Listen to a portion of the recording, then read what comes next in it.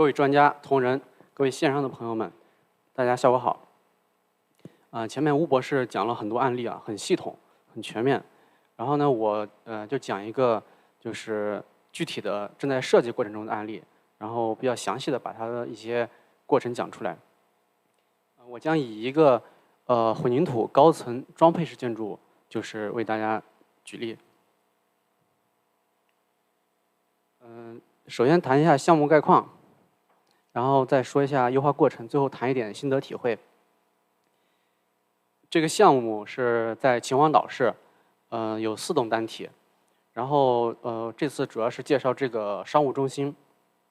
然后右边的话是这个它的建筑模型和这个结构模型。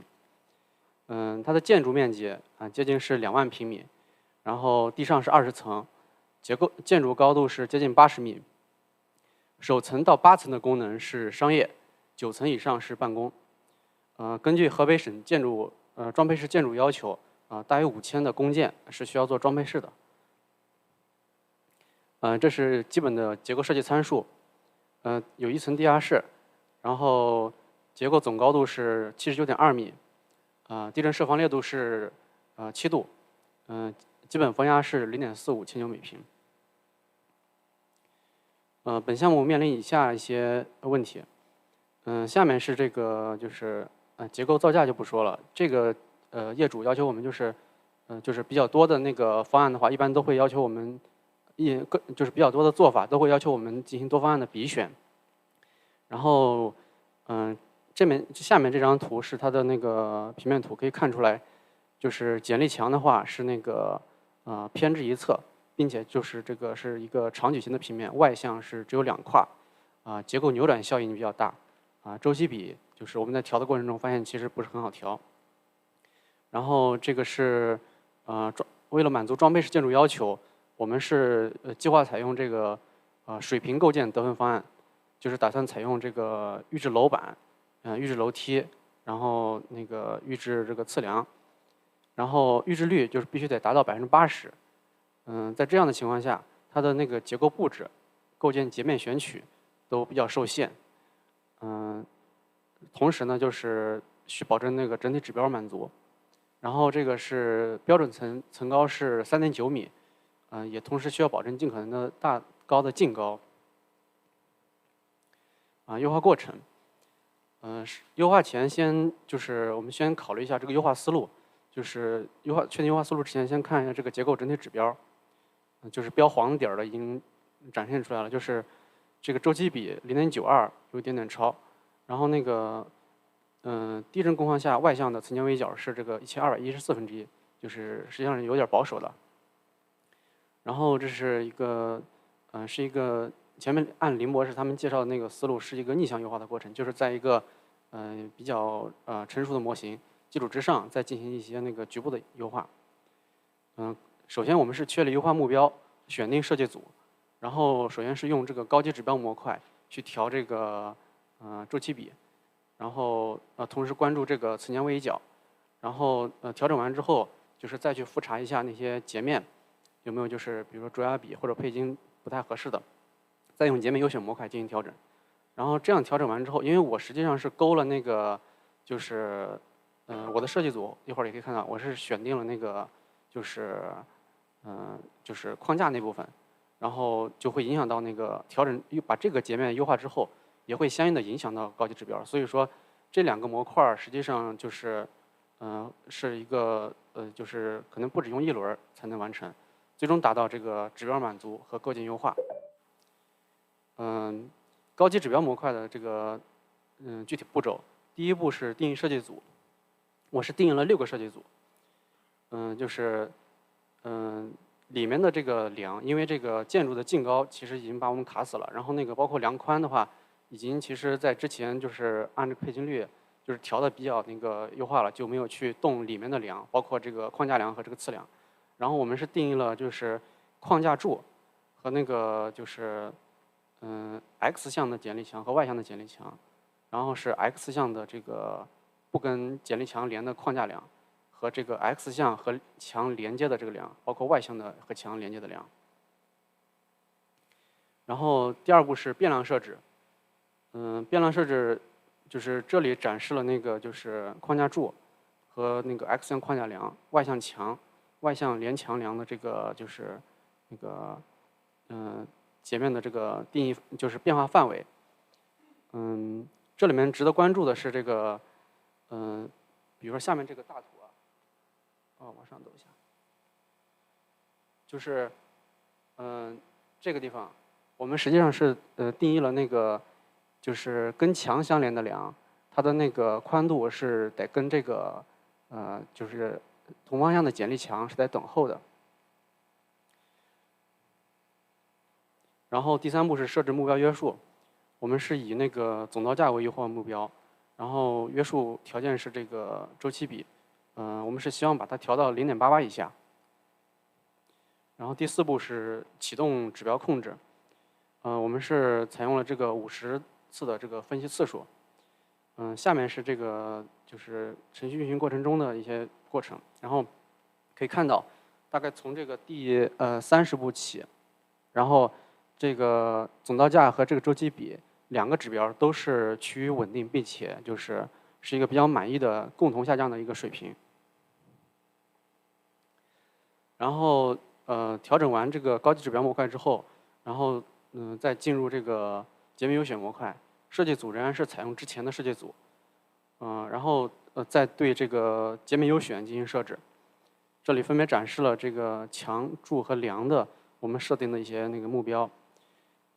就是墙柱的话，我们是控制那个轴压比，因为就是配筋的话，我们也其实之前看过，就不太成为问题。然后那个梁的话，因为就是也是这个项目它那个就是要做的非常那个截面做的非常卡嘛，就是又要高度又不能超，宽度又非常极限，因为跟这个装配率有关系。然后你梁宽多占一点，然后那个装配率就会少一点。所以说我们把这个就是这个配筋率就是控制的是比较高的。然后右边的话是这个每个构件的优化目标，分别是墙厚最小，然后这个柱和梁都是综合考虑。然后第3步是启动截面优选，采用的是程序默认的这个设置。大概它跑完之后可能就花了3步左右吧，2、3步，然后就完成了这个迭代。然后那个第4步的话是这个截面归并，就是这个截面优选模块就是跑出来之后，那个其实这个截面就已经是比较规整的了，然后我们也没有用到这一步，然后只是在这里截个图。然后再看一下这个优化效果，整体指标的话是周期比变成了这个0.86，也是一个就是比较能接受的水平。然后这个层间围角的话就是变成851/1，也是就是满足要求，并且留有一定富裕。然后材料用量就是这个混凝土用量是减少7.5%，然后钢筋用量是减少4.1%，都是下降的。造价的话，就是我们没有进一步去算那个钱数了。然后看一下这个调整前后的截面变化，左边是列出了那个设计组，它里面发生变化的这个就是截面，就是右边的话是对应配类那个就是平面，可以看到就是墙的话，因为我们刚才补充一句，就是前面我们定义设计组是只定义了那个，因为底下2层的话可能是有那个不太一样，有点商业，有点那个就是扩大出去了。然后我们是从4层到20层，就是才是把它定义成设计组。然后然后这个墙的话都是就是变薄了，然后那个柱的话，截面的话也是就是可以看到下面一排的这个柱子的话，我们之前都是就是做的比较那个统一吧，然后后面它那个优化完之后，其实就是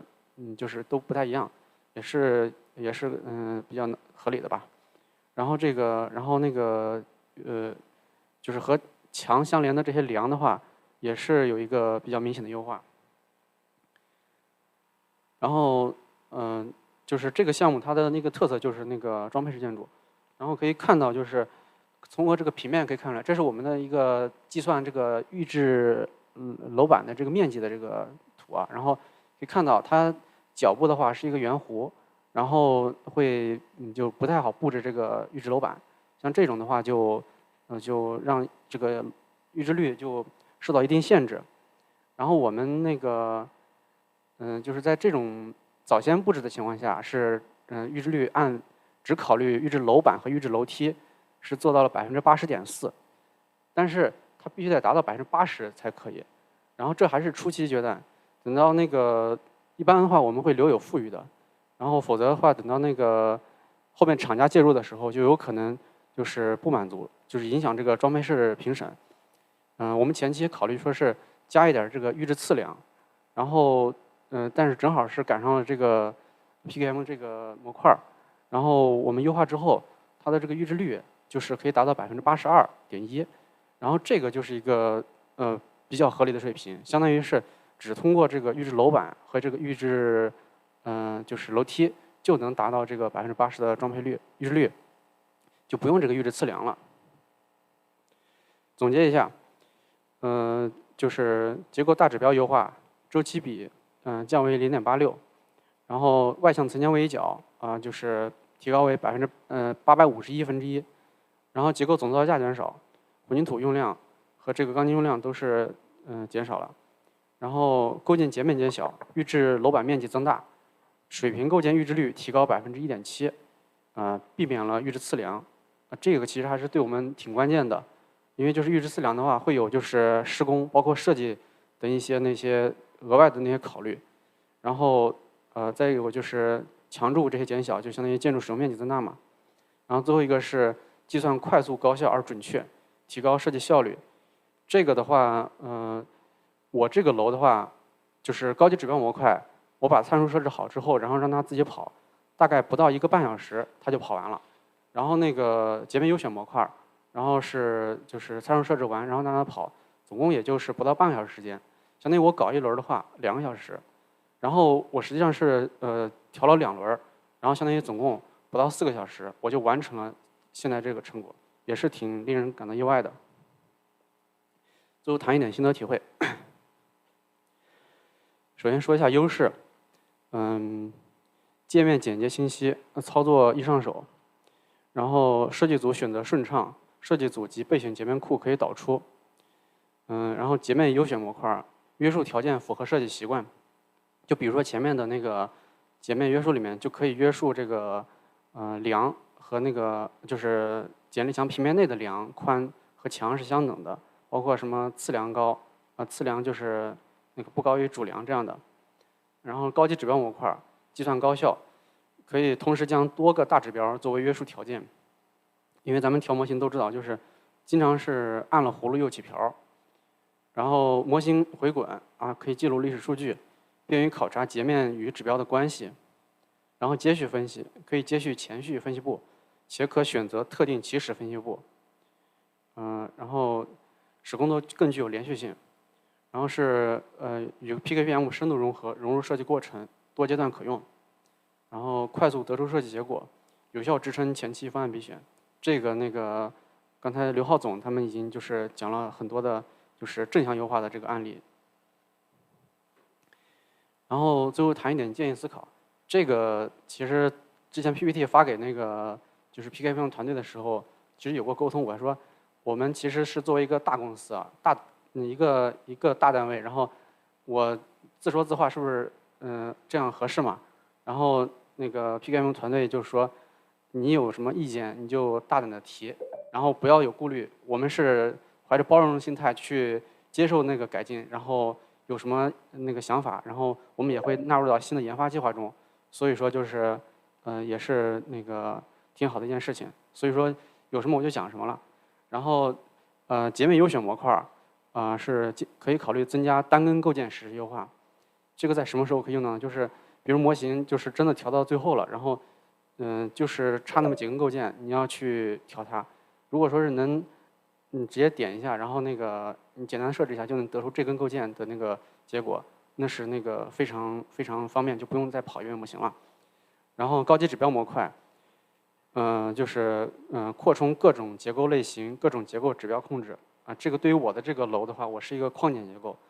就我在试用过程中，其实发现它的钢重比暂时还不能调整。然后研发团队告诉我说是。框架结构是可以的，然后并且这个功能也是纳入了研发计划了。然后是可以考虑增加迭代次数推荐值，